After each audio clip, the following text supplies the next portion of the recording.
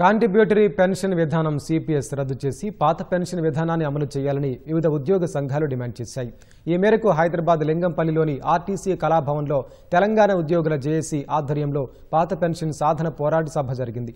CPS అంతమయ్యే వరకు ఉద్యోగులు పంతంగా ముందుకు సాగాలని ఉద్యోగుల జేఏసీ చైర్మన్ మారం జగదీష్ పిలుపునిచ్చారు.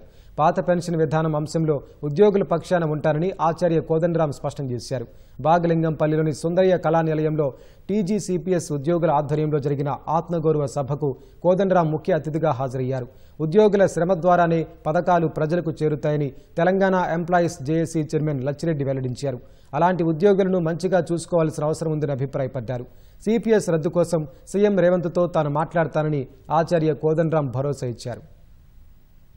ఆటుపోట్లను బట్టి మనకు పెన్షన్ వస్తుందారా దాని నమ్మకం లేదు. మరి మనం ఇచ్చిన సొమ్ము కూడా కరెక్ట్ గా పెట్టుబడి పెడుతున్నారని మనకేం తెలుసు?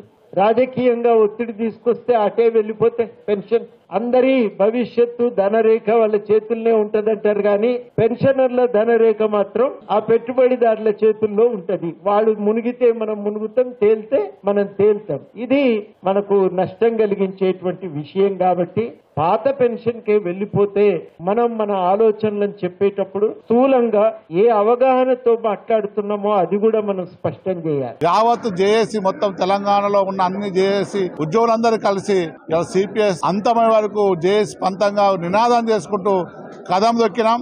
ప్రభుత్వాన్ని కూడా కోరుతున్నాం. మరి ఇలా ముఖ్యమంత్రి గారిని కూడా మరి ఆ రోజు ఎలక్షన్ లో మేనిఫెస్టోలో పెట్టేసి సిపిఎస్ రద్దు చేస్తామని మాట ఇచ్చారు. కాబట్టి ఆ సిపిఎస్ రద్దు చేసే వరకు ఉద్యమ కార్యాచరణ ఉంటుంది. కాబట్టి సిపిఎస్ ఓపీఎస్ ఉద్యోగులందరూ కలిసికట్టుగా వచ్చి ఈ ఉద్యమ కార్యాచరణలో పాల్గొనాలి.